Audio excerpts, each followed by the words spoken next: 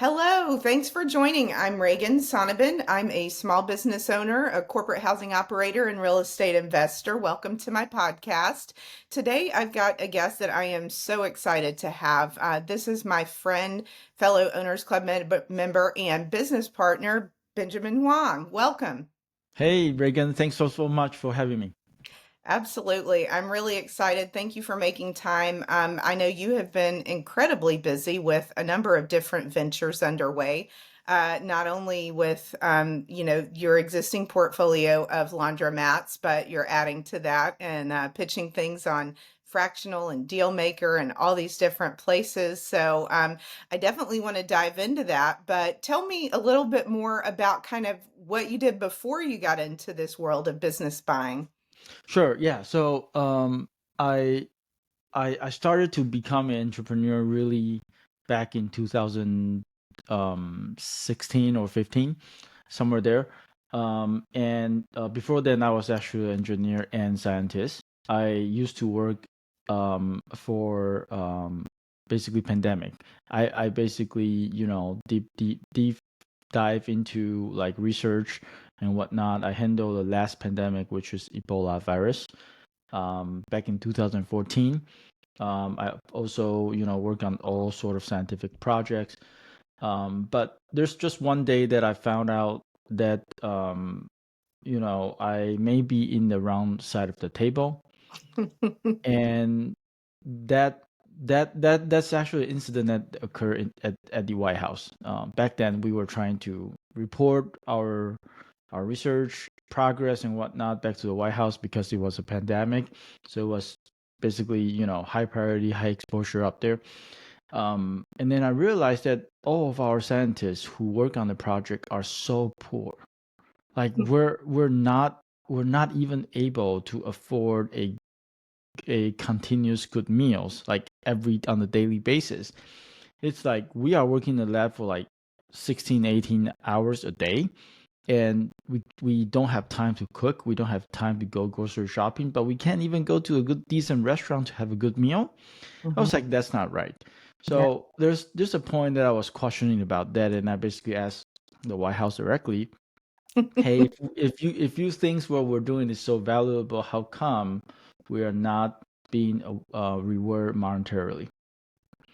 And of course, that's a touchy topic, and I didn't get a solid answer. But after that, I realized, okay, I'm on the wrong side of the table, and that's when I started to read more books, podcasts, and all that.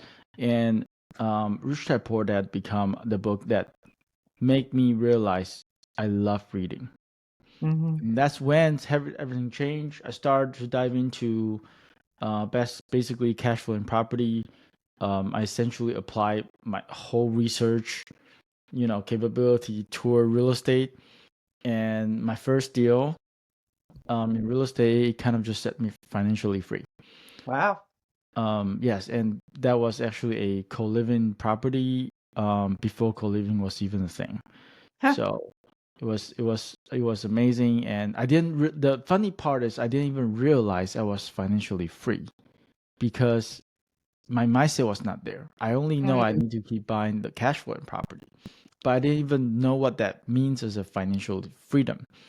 All I know was I get paid way more on real estate than my W-2. And Mhm. then my W-2, like that kind of changed me a little bit. I no longer take all requests from W-2. I started to question about, is that really efficient?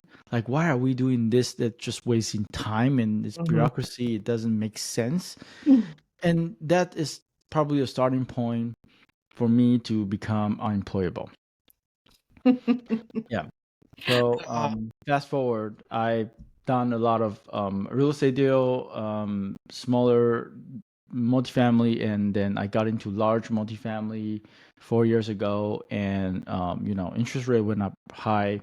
I pivoted into business acquisition. The last 4 years, I've worked a lot on business acquisitions. 2 weeks ago, we closed on our latest laundromat. We now have four business under our portfolio. Wow. That's so I'm curious. So, you've gone down the path that many of us have that, you go from kind of a W-2 to wanting to have your time and financial freedom. How did you make that pivot from real estate to business buying? Like what clicked, what happened, and how did you decide to kind of move your focus to that? Yeah, so I I actually was enjoying large multifamily so much Hmm. before I pivoted into business acquisition. However, there was just a point that I realized that, hey, I'm working so hard on large multifamily, and how come I don't feel like I'm getting richer? Hmm. How come I don't feel like it? And and then later on, as I learn more, I realized that you're building wealth, Hmm. but you're not bringing in more today money. Mm. It's like the tomorrow's money. So that's kind of one reason that I realized, oh, this is great to work on. However, it may not bring you today's money. The other thing was interest rate went up so high. Hmm. Toward the last year, I was Hmm. working on multifamily, and I was struggling to find deals. I was like, hey, how come there's so many deals out there, but none of them are actually worth the debt? Hmm. Yep. And so I basically just trying to listen to different podcasts and whatnot. And I talked to one of my mentor, Ken McElroy, and he was. I still remember that conversation. He and I sit down in the hotel, and he was like, "This is the time my team penciled down." Hmm. Like he was like, "This is the time you basically go and take a good vacation and come back and So I realized that okay, if my mentor who's owning like 10,000 stores or 10,000 units are penciling down, like what am I doing? Like I should Right. not buy any deals here. So I also refused to wait on the sideline because I was like to wait for this cycle, you probably are talking about 2 3 years Hmm. or even more. And I just cannot sit. So I decided to just start to look for something fun until I explore Cody Sanchez's YouTube channel, and then I watch every single of them, Hmm. and then that lead to me applying my multifamily underwriting to Ah, business underwriting, okay. and then I underwrote 172 deals before I submit my first letter of intent. Wow. Wow. Were you already focusing on laundromats at that point, or were you looking at all different types of I businesses? I was looking at home service industry.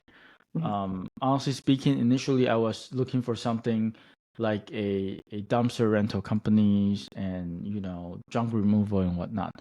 Um, yeah, so I basically underwrote a lot of businesses, and because of that experience, I know how service business work and their rough margin and their operation type challenges and whatnot.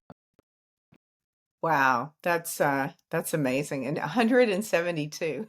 That Yeah, actually it that took that me two really years. hit me because, I think a lot of us spend so much time evaluating deals and, it's like, okay, we've got to kind of refine this process, which I can imagine probably led you to your kind of specialty, if you will, of laundromats because you could probably like tell right away now because you just know what to look for, I would think. Yeah, exactly. I mean, practice makes perfect, right? Hmm.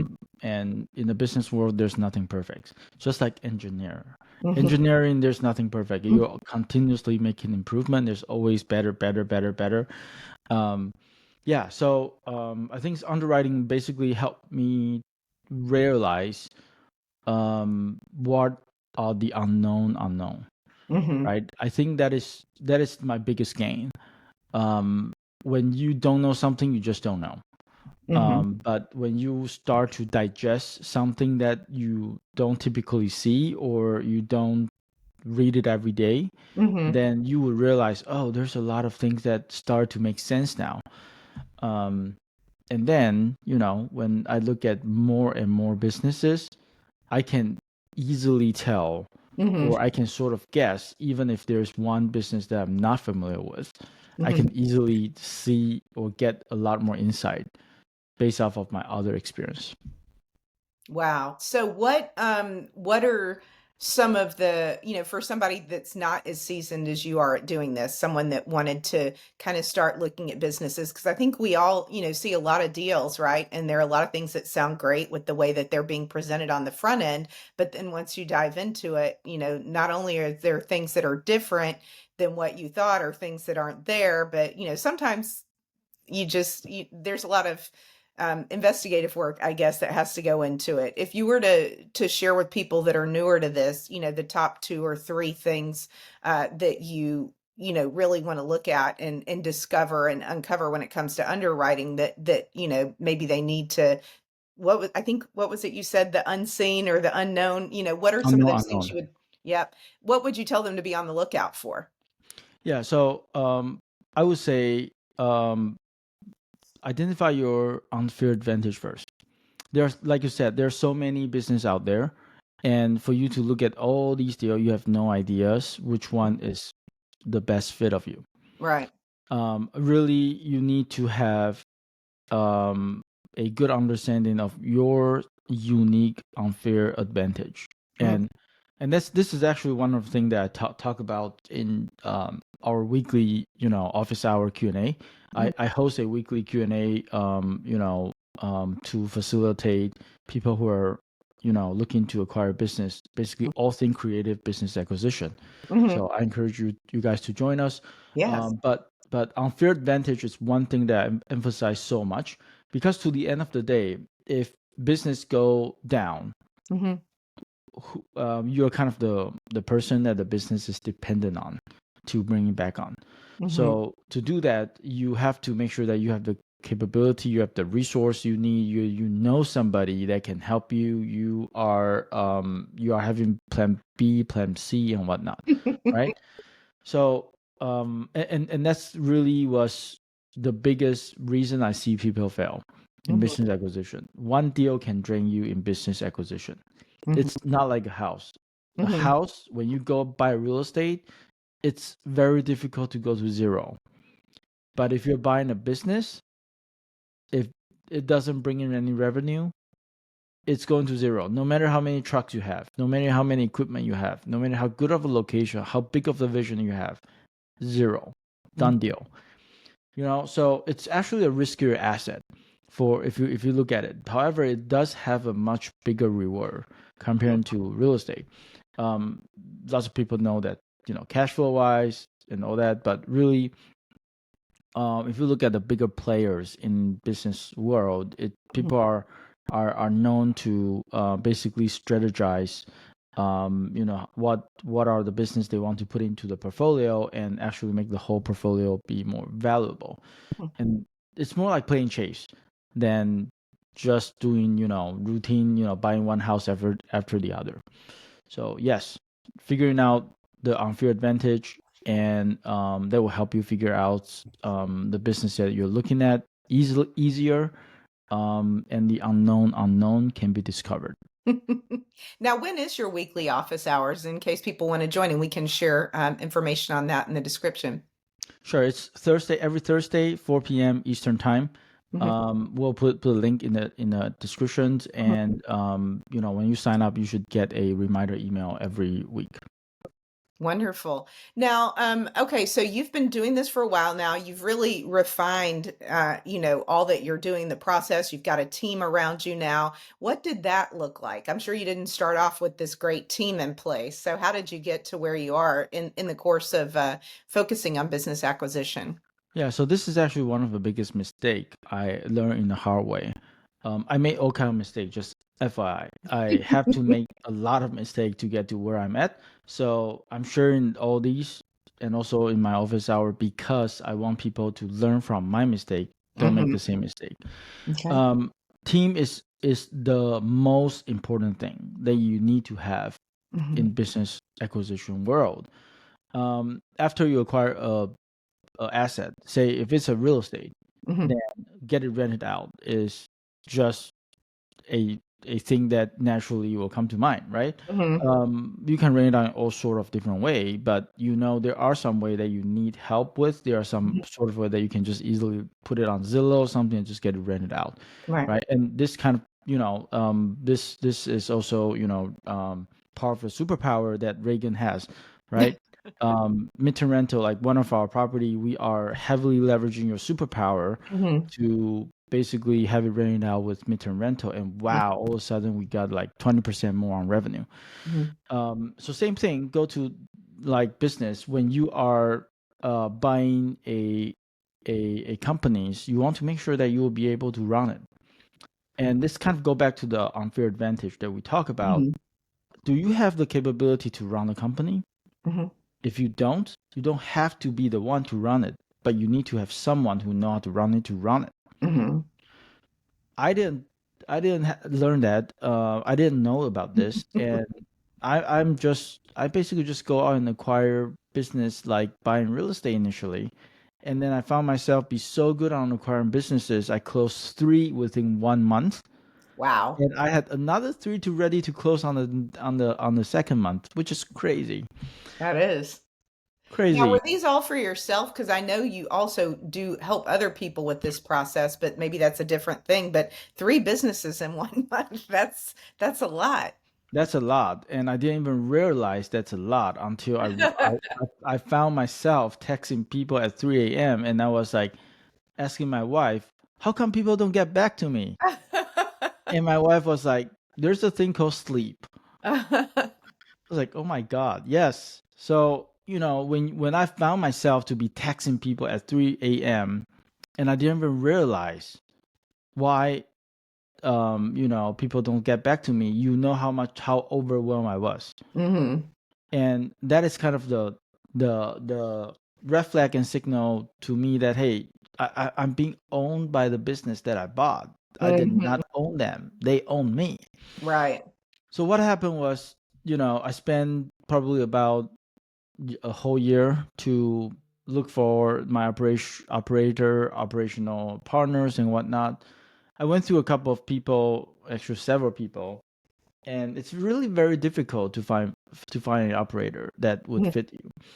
So right now, what I tell people is, hey, if you wanted to do business acquisition, then start getting to know the people who are trying to do the same, but are in different avatar than you. Okay. So if you are very good on operation, then you probably need someone with visionary. Otherwise, you will be just buying yourself a job. If Hmm. you are visionary, then get yourself a operational partners. Otherwise, you will have no idea how to run the business. Hmm. So, um, if I were to redo it again, I would say get to know enough people and look at the business together. Like, think about this: if you have like 3 4 people that you are looking to potential partner up with, teaming up with to run the business you guys acquire, Hmm. and you guys go through the underwriting and reviewing the deals together, after like 30 50, it doesn't need to be a lot, like say 30 deals, Hmm. you guys would have enough of discussion for Hmm. you guys to know from each other what each other are good at. Right. And by then, you know exactly which position you need to fit in Hmm. after the acquisition. Don't wait until you bought a business and then start putting your team together, because that will be extremely painful, and that is also extreme risk. Right. So That's yeah, the voice of experience. for sure. Wow. And okay, so now you are helping other people today with acquiring businesses. So tell me a little bit about how that works. And um, do you focus primarily for others on laundromats, or do you do other types of businesses as well? So this year we are focusing on laundromat. We are putting together this 3 million laundromat club. Mm-hmm. Essentially, the goal is to stack up enough laundromat to hit 1.2 million EBITDA. And with that, we are opening up opportunity for capital partner to join us, Mm-hmm. to basically work on the business together. And for people who have interest, be free to email support Mhm. at ownershipcode.com, support@ownershipcode.com. If you have interest, just email us, and with the 3 million on the title, then we would reach out. But the goal is really for us to build a portfolio for Mhm. people who really want to own laundromat.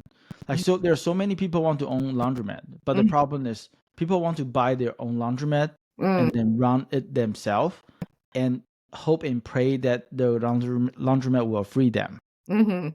So what I'm seeing is people are doing whatever they can to acquire a laundromat that doesn't really make a lot of money to free themselves.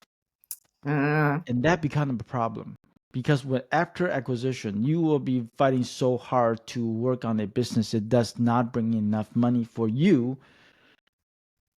and it also take a lot of your time away. Yeah, So absolutely. so what we're doing is we are putting together this portfolio collectively by a team that we focus on this specific type of business, Mhm. and we're going to run it mainly so you don't need to be so active in the deal. Mhm. Um, and guess what? How we're building this $3 million club, laundromat club, is our goal is initially, yes, capital partner will be putting in the capital for us to acquire. However, by year 5, we're going to kind of do a cash out refi Nice. to return your money, and you will still hold the ownership with you post return of capital. You will still enjoy that cash flow. So after Nice. that, you will be basically infinite return, right? Wow. Yeah. So you'll have no money in the deal, and we will still be running it for you, and you will enjoy that cash flow, as long as we hold down to it. Now, this is kind of the main way that we're helping people. In Mhm. addition, we also help you or help people acquire businesses, Mhm. specifically in our unique approach. So Sure. what we're doing is we leverage relationship. Mhm. We build relationship with the seller to a level that we structure deal creatively, acquire them with kind of the best entry. And best entry could mean very little money down, or it Mhm. could mean no new debt, or it could mean many other things. So we basically help you optimize the deal structuring, because really the main two pillar that create a successful business acquisition, one is the deal structuring, the Mhm. other one is operation. Got it. Well, to actually start to pivot a little bit here, that kind of makes me think of, when you and I first started talking, and, we were kind of just exploring what's the superpower, what does this person do, and I think your brain now just works in that way where you just structure things and you don't even maybe, I mean, I guess you do realize you're doing it, but I think within 5 minutes of us being on the phone, you're like, hey, I have a problem with this property and I need help with it, and you can help with it, and then you threw together a way to make that work. Tell me a little bit about that, or share with others about that and what that experience has been like. Yeah, sure. So, well, first of all, thank you so much for jumping on to help on the property that I was initially having had headaches on. Mhm. Honestly speaking, that was a property that I see to be lack of operation, Mhm. right? And Reagan, you just happen to have that superpower to leverage your existing resource and whatnot. Mhm. So, I guess the takeaway here for people who are listening into this is leverage people's superpower. Yeah. Don't try to do everything yourself. Yeah. Work with people and also provide value to each other, right? When you Mhm. see something you can help, help. I guess in the recent month, I realized that deal structuring is something that I naturally would be doing. Mhm. I not just enjoy doing it, but also I realized that a good deal structure could not just create win-win, Mhm. but also could maximize the profitability and minimize the risk. So if you look at it, it's actually a huge valuation creation or Mhm. value creation. And um, I guess when we just initially get on a call, we're just trying to know each other, we're trying to learn about each Mhm. other.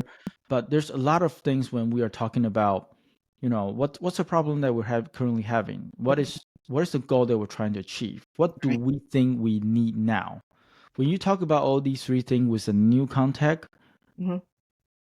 it will spark your your visions, your innovations, your creativities. So really, for people who are in the space, Mhm. when you're trying to make a breakthrough, the best way is to meet people and Mhm. talk about the three things to each other. um, Reagan, you have firsthand experience. When we talk about our each other's need, each Mhm. other's good at, and each other's goal, Mhm. we can figure out how we can create value for each other naturally, Mhm. right? Yes, maybe someone would be coming up with those good ideas or innovative idea quickly. Some may take longer, Mhm. but it's fine. Like to the end of the day, it's about the who, not about the how. Yep. If you have been trying to deal with a lot of how and you cannot overcome that, it means that you're not the who to do the how. So go find the who to do Mhm. your how. Absolutely. I think as I think back over that, it really kind of speaks to why a strong community is so important. And I think, it was really just kind of almost coincidental, but not exactly, because I know our tables were next to each other at Squat Up Summit at the round tables, and we just started having this really quick conversation right before people started coming in, and we're like, "Oh, let's connect later." And so, then we did, and very quickly it became apparent that there was that specific pain point that you were having that you needed help with, and I was definitely not at all anticipating the outcome, that we had from that preliminary conversation. But you're absolutely right that, I think I see that play itself out over and over again in the community where people need help with something specific. They might post about it, and say, I need this or I need that. And someone always shows up that has some knowledge, some experience, and has dealt with, fill in the blank, whatever the pain point is. But then, the other thing that I think about, as it pertains to the community is, like going to meetups and talking to people. And, we all have a lot of conversations with different individuals. And it comes to that, like, how can we work together? How can we help each other? That sort of thing. And I think, just kind of taking that example of our first conversation, and now, here we are as business partners, not that much further down the road. It's a matter of figuring out how you can help with whatever else someone has going on. And I love in the meantime learning and hearing all you're doing with the laundromats. And I need to get on your Q&A or your office hours, and also learn about that, because the reality is, as you're doing different projects together, you're just learning more about additional opportunities. So I just it's really cool to see things like that come to Yeah. be into reality so quickly. And I know, we have other things, vertical integration and things in the works that we'll tell the world about more later. But, I think just learning, and seeing what it's like to work with people and understanding, like, wow, there's even so much more that we have opportunities to do together. Yeah, and also a lot of time, the the the good visions Mhm. could come together way easier via the conversation. And I think Pace called it picking up magic, right? Yep. When we are just sitting in our own office and not talking to anybody, a lot of times you're just dealing with your existing problems, and Mhm. these may be the problem that you have think over and over and over. You may have already overthink of it. So really, to the end of the day, it's about who you want to work together with, and basically have more interactions, have more conversation about the problems, the help you need, and the goal. I think to the end of the day, collaborating with owners club people, um, while we share the Mount Everest with each other, we quickly realize that our Mount Everest isn't that hard to climb, and there is a much bigger thing that we can do collectively together. So just with that, I want to say thank you, Reagan. I appreciate you. Well, thank you. It's been great so far having this opportunity to work together. And I know I still have so much more to learn from you in, business acquisition and kind of hearing you help others. So I do want to join the office hours sometime soon. And I invite people to join my office hours as well. It's always interesting. The best conversations are those unexpected things, even conversation that we had earlier this morning talking about some things. But I have my office hours yesterday, and we had someone new that had joined actually at the round table at Squat Up, but that I had not seen again since then. We ended up having an amazing conversation. And so I just love when others kind of bring what they're working on because, or just specific real world things, or you start even like we did earlier, share a screen and talk about some specific things. And the next thing you know, you're brainstorming and you've come up with all sorts of new opportunities and ideas and ways that, we can help each other. Yes, yes, exactly. Collaborations over competition. For sure. Well, thank you so much for joining today. I really appreciate it. I know you've got so much going on, and congratulations on the success. With the fractional raise and all the people that you're helping, and all these great things to come. So I'll be sure to share all of Benjamin's information in the description, so you can reach out to him, learn about what he has going on, join his office hours, and definitely make those connections. Thanks again. Thank you so much, Reagan. Appreciate you.